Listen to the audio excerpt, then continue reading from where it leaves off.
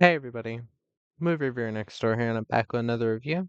This time, I saw Cube. And if you're wondering, yeah, I am thinking of doing the entire series. It's only four movies. There's this film, the two sequels, and the Japanese remake. So I wanted to go through Vincenzo Natali's movie specifically, but since I'm already on Cube, I might as well just do the series. Um, I also have the original Lionsgate DVD here. Ooh, with an interview with Nicole DeBoer. That's cool. But yeah, this is a horror thriller film from 1997, directed by Vincenzo Natali, and it stars Nicole DeBoer, Nikki Guadagni, Maurice Dean Wint, David Hewlett, Andrew Miller, and Wayne Robson. In this film, a group of strangers find themselves trapped in a maze-like prison. It soon becomes clear that each of them possess the peculiar skills necessary to escape if they don't wind up dead first. So, what do I think of Cube?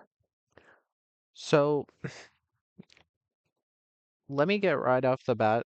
I do love this film. For the most part, I love this film. A lot of my issues that keep me from giving it a 10 have to do with the ending. And I know I'm not the only person that feels this way. This film is very divisive, especially on the ending and with how certain plot points come about. Um, but yes, for the most part, I love the experience of watching this film. I think it's nerve shredding at times. But yeah, that ending. And because of that, I am going to have to make this another spoiler review. So, spoiler warning. There it is. Let me get to the cast. Um, Nicole DeBoer plays Levin. She's this kind of she's a college student, I think, is what they're going for, and she's good with math, and she's kind of like helping them find out which rooms are trapped. Nicole DeBoer is pretty much everybody here is a Canadian actor. So uh, if you're a Canadian and you recognize any of these actors, it's because most of them have had pretty constant TV work. Some of these actors have been in other classic movies.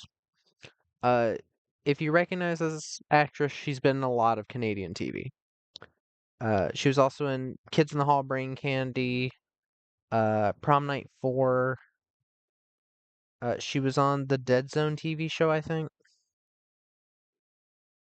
She was also in Charles Bronson's last film, Family of Cops 3.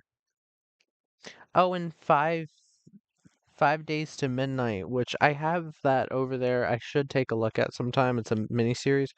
Um, I really liked her in this. I don't think there's a big issue with many of the performances here, but I do really like her as kind of a lead. Nikki Guadagni plays Holloway. She's a doctor who ends up helping with the mentally challenged character. Uh, if you recognize her, she was one of the villains in Ready or Not, the film about the wedding that turned into a game of hide and seek. She was also in Silent Hill. She was in Storm of the Century. She's been in plenty of stuff. I really liked her too. Maurice Dean Wint plays Quentin. He's a cop who it's hinted at that he beat his last wife and he has anger issues that escalate throughout the film. Um, I still like his performance even though he does do some dumb things, which I will mention. David Hewlett plays Worth. He's kind of the downer. He acts like he doesn't have much to live for. This act has been in most of Vincenzo Natali's work. He was in Cube, Splice, Cypher, which again I will take another look at. Uh, Haunter, The Whistleblower, which I didn't mind. Pin, which a lot of people say is like a Canadian like cult classic. Nightmare Alley. He's in a lot of stuff, and I do like him in pretty much everything he's in. Again, he does a good job here. Andrew Miller plays Kazan, the mentally challenged character who turns out to be kind of a savant, a math savant near the end. I think he did it well. I like again, it's kind of hard to rate a performance of somebody who's on the autism spectrum. But I think he did a pretty good job without being like made to be just annoying, but it makes sense when characters are annoyed with his character, since they are in this type of situation. Uh, and Wayne Robson plays Ren. He's only really at the beginning, but it's hinted at that he had escaped multiple prisons. Well, they say it in dialogue. He escaped multiple prisons. But yeah. Um Again, I want to talk about all the good before I get to a couple things. It's not just the ending. There's a couple small things, but overall I do think this film outweighs the bad quite heavily with the good. Um First off, the set itself. One very cool thing that this film does. This film's budget was 350,000 Canadian, which is about 250,000 American. That's less than a quarter, or about a quarter, of the budget of Saw, which came out a few years after this. And I think the set here is definitely very impressive, and the way that they light it to make the same set look like a different room, and the fact that it's this cube-like structure with all the rooms looking the exact same with different colors, I think that was a subtle choice that actually worked in its favor. And it was actually sorry, so I heard a sound outside, it scared me a little. It moodily lights the scene and make sure that no scene like gets too stale, because like if you make everything look the same, like I will talk about when I get to Cube 2, I think it makes the film feel not as cheap as it could have felt. And again, it moodily lights certain sequences. Sometimes it corresponds with the feelings that our characters are feeling. A lot of very intense moments happen in rooms that are lit red, and I do like that as a like film motif. Um, but yeah, most of the film takes place on this one set, and the fact that that never got really visually boring is definitely a landmark, and a really good thing in this film's favor. Um, the the score by Mark Corvin. I think this is one of the most memorable scores in any horror film ever. Even though it would not surprise me if there was less than 15 minutes of actual score, because a lot of the film we're just with our characters, them talking.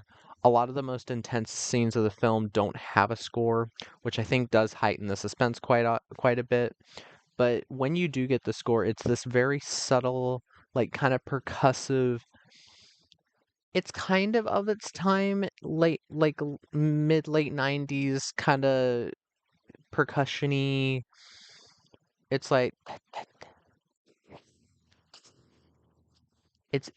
but it's very mechanical, just like the cube itself. And again, I think it is a very cool score that helps with the pace during these kind of there's a couple of these kind of montagey moments, but they're very well edited, very well done, to the point where they don't feel like padding. It actually feels like, oh, we're actually making progress through the plot and through the cube itself. And again, the music is a very nice addition. Um, the traps themselves that they encounter, while simple, are still interesting and I like that they shoot them like if you pay close attention, you'll realize that a lot of them are shot in a way where they don't have to some of them are shot in a way where they didn't have to like build a big rig. Like there's one of the first traps they encounter is this fire trap that like a flamethrower comes out of the wall and burns a boot, but it's shot in a way where they don't have to really show it. And a decent amount of the traps are accomplished using CGI. Now, again, CGI in the 90s was still a very experimental thing, and most films that used it didn't use it in the best way. The CGI here doesn't really bother me. It's used very sparingly. It's used mostly to animate bits of the cube moving around, which because they're cube shaped, it's a lot easier to animate. And for the most part, the animation just looks pretty good. It's very clear that they had somebody in charge of them that knew what they were doing and took great care in what they were doing. The couple traps that are CG animated, the opening trap I think is CG animated, um, but it still works. Um, and this like trap where a bunch of like I keep saying like spikes come out of the walls, that's sound activated, which is one of the best scenes of the movie, I think, horror wise. It's quiet the entire time and very intense with the characters slowly making it through to another not to activate the sound activation. But yes, for the most part, I think the traps are simple but very effective. Um, the again, the direction and cinematography. Uh, I think Vincenzo Natali 100% knows what he's doing. From what I remember with Cypher, I remember that being a simple but still very visually pleasing looking film with some very beautiful shots. Um, he definitely has a really good cinematographer working for him. Um, the well, also the sound design, the sounds of like the cubes moving around, the rooms moving around the cube itself, I think are very well done. Again, very subtle, but it still really works to enhance the kind of the paranoia that the characters are going through.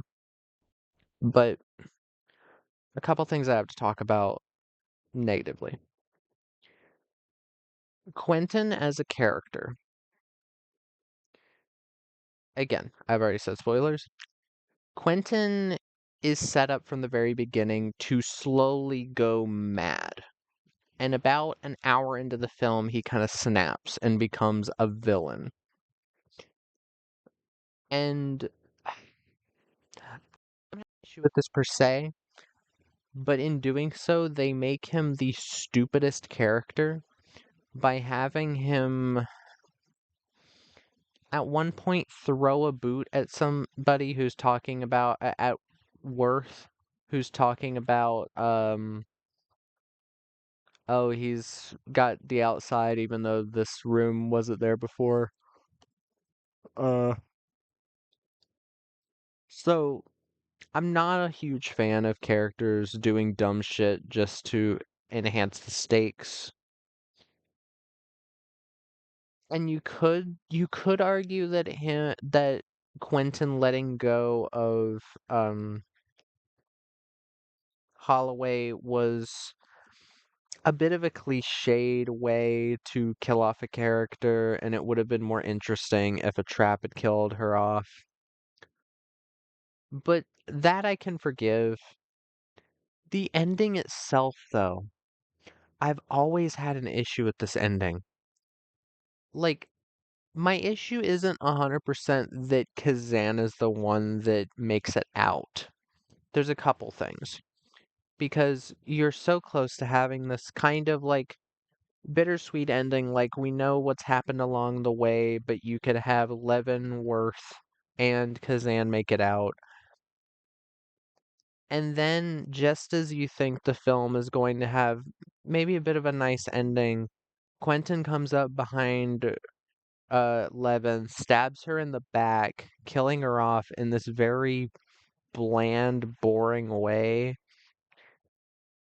And then Worth and Kazan both holding Quentin through the doorway as it moves, cutting him in half off screen, and implying that Worth ends up just dying while Kazan is the only one that goes free. I think that was a bit of a mistake.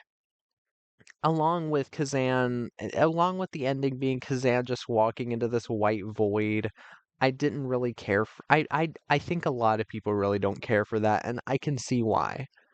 I don't like this thing that a lot of films do where they're like, "Oh, you go with it," or "Oh, it's up to interpretation." I feel like a lot of times films like this do this as kind of a cop out, like just to get discussion going. Kind of like how certain YouTubers, I feel, on purpose get facts wrong. So we'll correct them in the comments so they get more, you know, when you get more comments, your video gets more notice. It kind of feels similar to that. And again, I think it's a mistake because I don't know anything about Kazan. And throughout the entire film, we've been with Levin and Worth, and I think they are two of the more interesting and likable characters because without Levin, we wouldn't have gotten through most of the film or most of the cube itself. And I mean, Worth is kind of a downer in a way, but once he like actually snaps out of it, I did start to enjoy his character a lot more. And it's kind of a shame that the characters are just there to end up dead, just right before the end. So maybe it's just me, maybe it's just me wanting a like semi nice ending, but overall it kind of just feels like a downer. Where again, Kazan I don't think is a bad character, but I don't know anything about him other than he's autistic and a savant.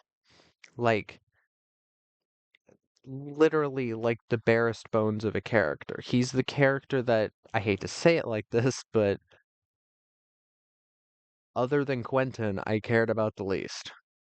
Cause like again, Holloway I thought was a more interesting character. Sue me. Because like I don't know, maybe I just feel for the kind of conspiracy theorist character. But yeah, I still really enjoy the film, don't get me wrong, but I've always had an issue with that ending, and that's part of why I can't give it a 10. But yeah.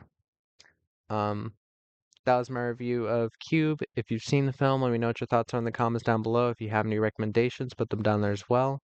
And movie reviewer next door.